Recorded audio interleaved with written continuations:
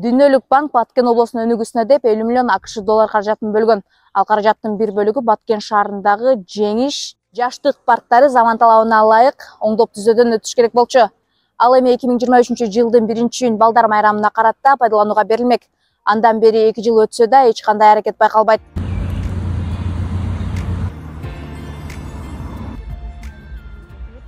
Акыркы 2 жылдан бери бул парктар такыр эле кароосуз калды. Ремонт болот, оңдолот деп айтылганы менен бүгүнкү күнгө чейин эч кандай жылыш жок. Оңдойбуз деп кайра бузуп, ошол бойдон мына 2 жылдан бери таштап койгону бул чындыгында элдин кыжырдануусун пайда кылып атат да.